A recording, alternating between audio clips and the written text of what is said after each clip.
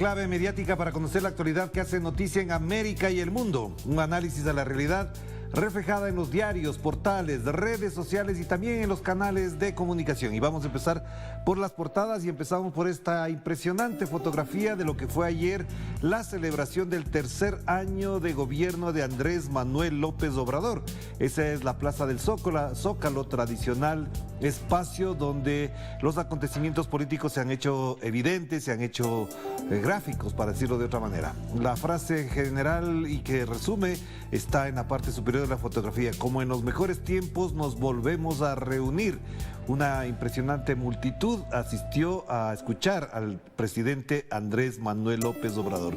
El país de pie y en una revolución de conciencias, dijo Andrés Manuel López Obrador en el mensaje de mitad de sexenio que pide participar en la consulta de revocación. Esto fue también llamativo en el análisis que hacían los noticieros de los medios de comunicación mexicanos. Insiste él que si quieren derrocarlo, vayan a una consulta de revocación, es decir, de revocatoria de su mandato, para probar ante el pueblo si efectivamente está de acuerdo con sus políticas, con su gestión, con su administración gubernamental. Ahí tienen la portada del diario La Jornada de México de este jueves 2 de diciembre del año 2021.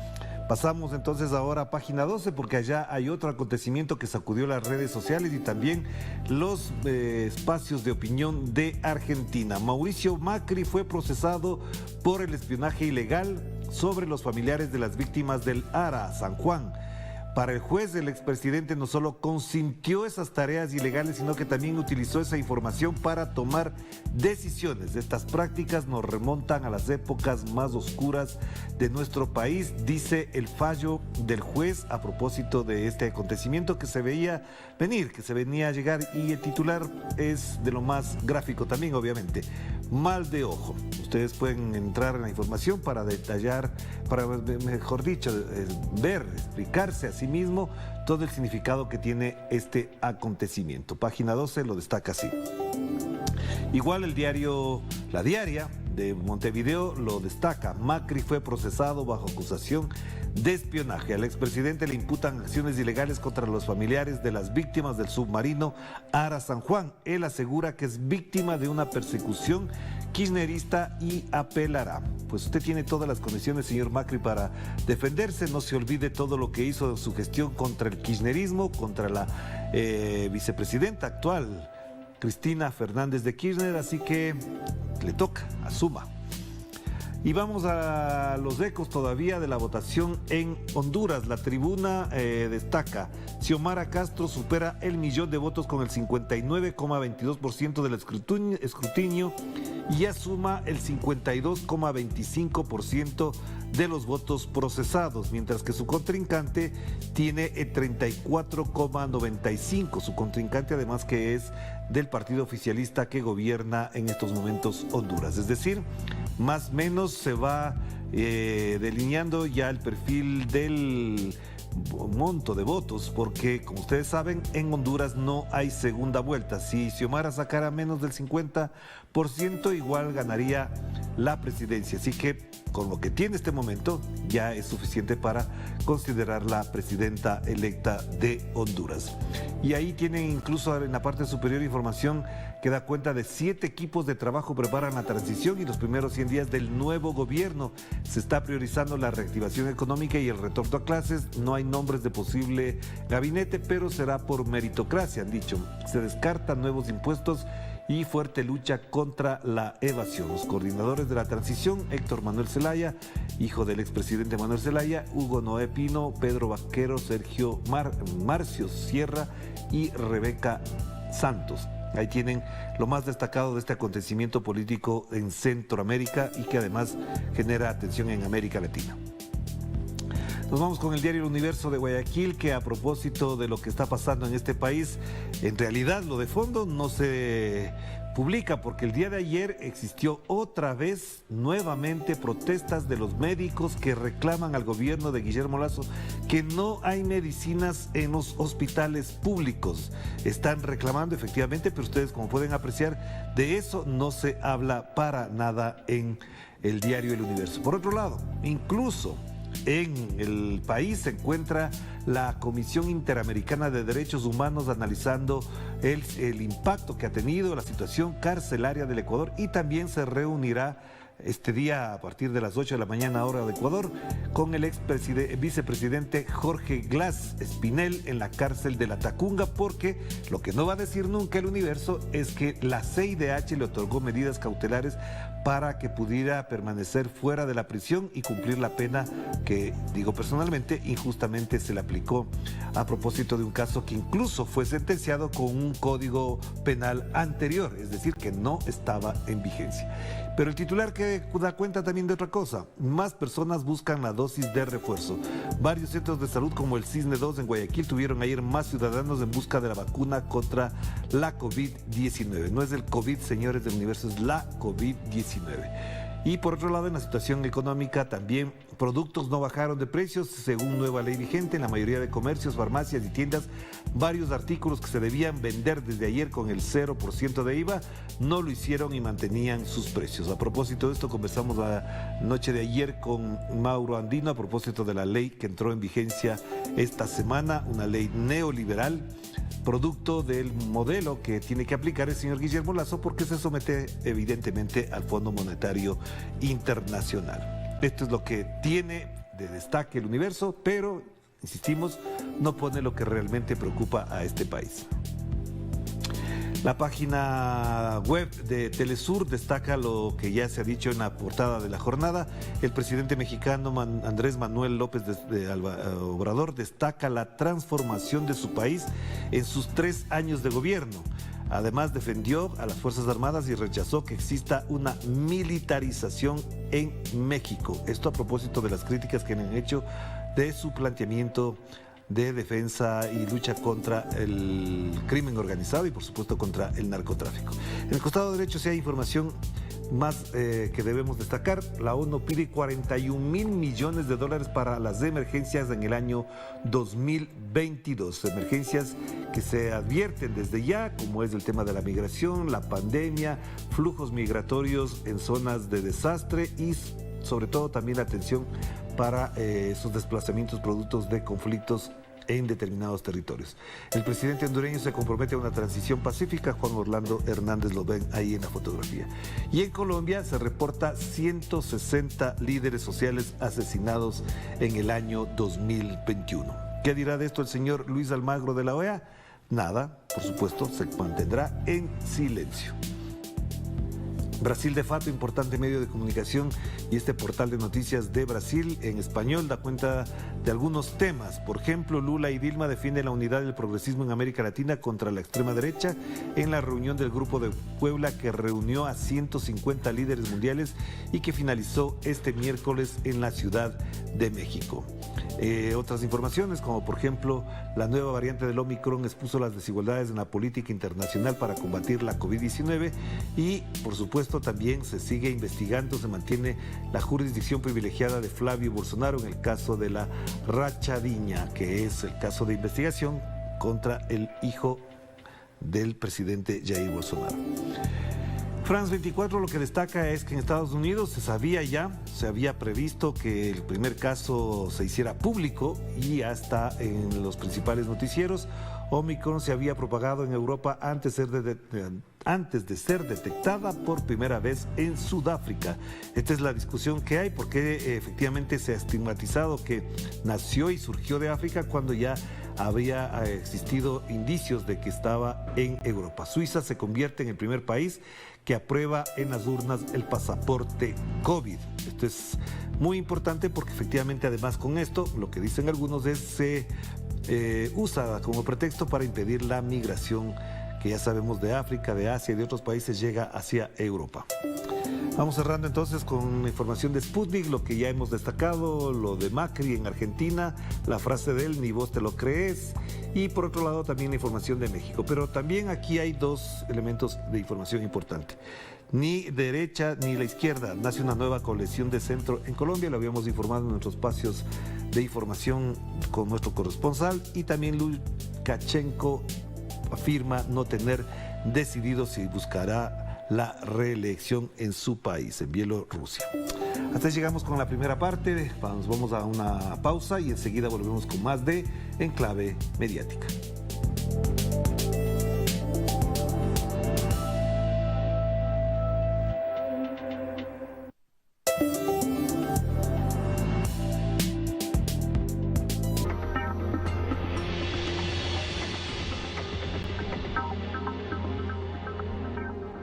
Dos grandes canales unen sus experiencias para encontrarse en las culturas que representan. En una nueva entrega de Prisma, disfruta del Festival de Cine en su edición número 25, que trajo de vuelta al autocine en Valparaíso, Chile.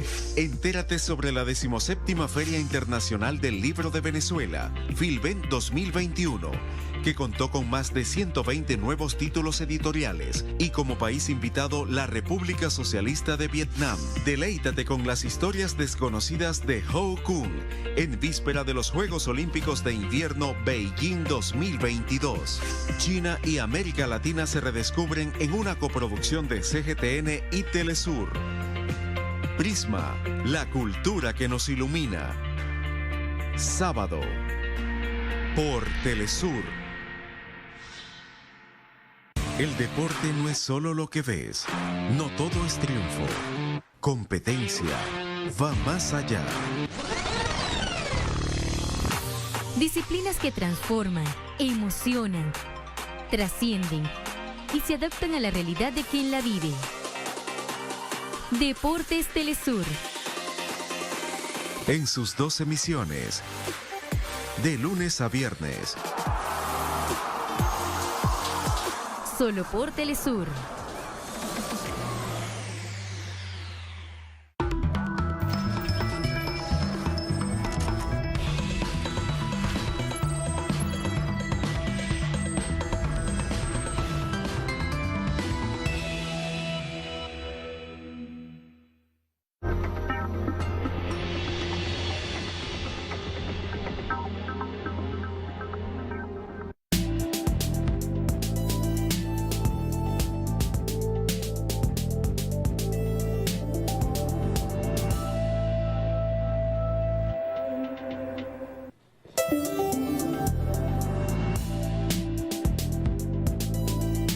Regresamos, estamos con ustedes con Enclave Mediática, el programa de Telesur que analiza el comportamiento y el tratamiento de la prensa sobre nuestra realidad.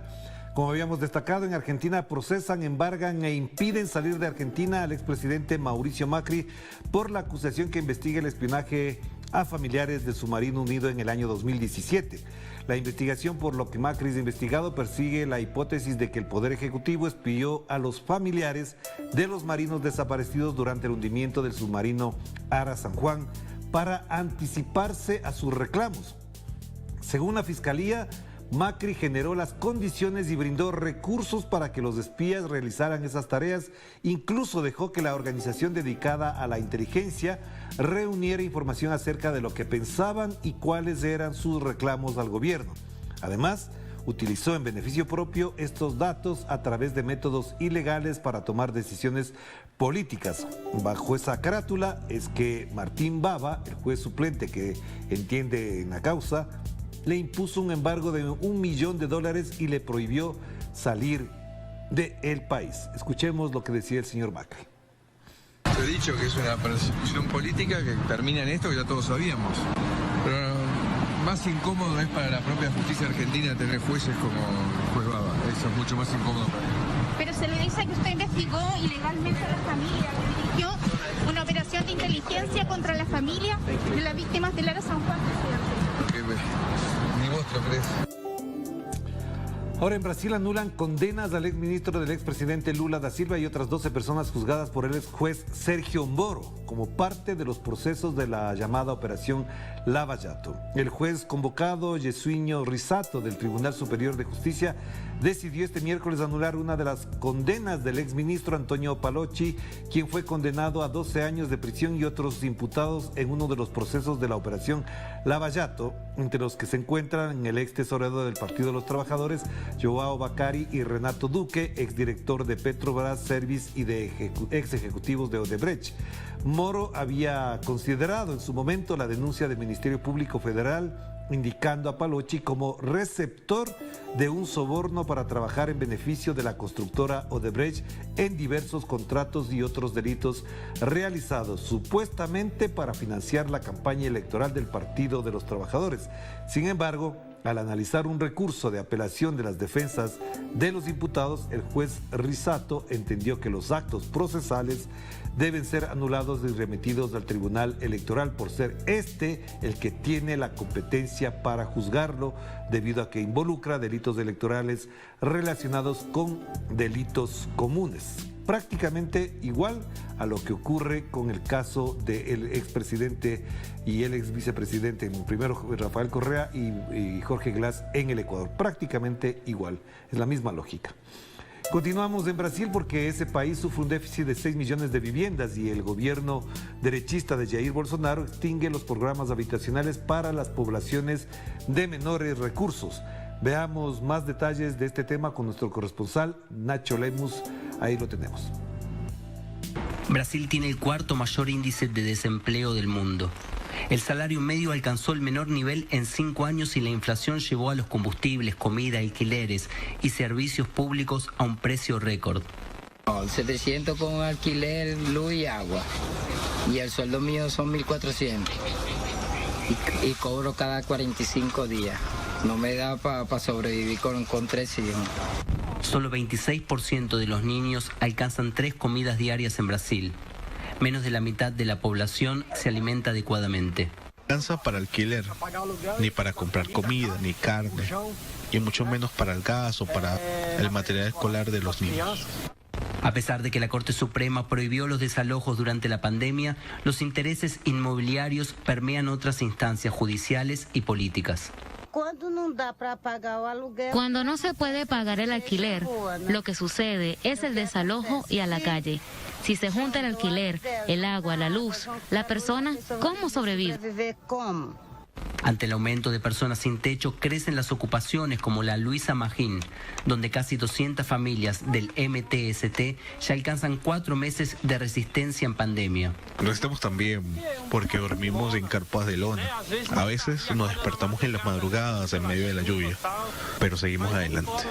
El gobierno de Bolsonaro extinguió el Minha Casa Minha Vida, programa habitacional que durante el gobierno de Dilma Rousseff prometía 3 millones de viviendas populares.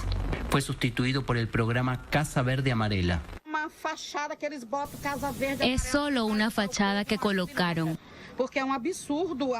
Casa Verde Amarela, dicen. Es para ayudar al pueblo, pero no ayuda en nada, porque es absurda la cuota y el ingreso. El nuevo programa se focaliza en la clase media y no contempla a los sectores más vulnerables de la población, quienes conforman el 70% del déficit habitacional. El programa Casa Verde Amarela es una farsa de Bolsonaro.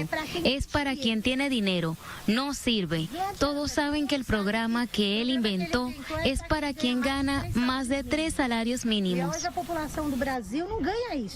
Un estudio publicado por el Sindicato Global de Construcción y Madereros, ICM, revela que el gobierno de Bolsonaro redujo la inversión en programas habitacionales de 2.200 millones a menos de 5 millones. El recorte afectó diversas aristas de la economía. Y nos vamos a México.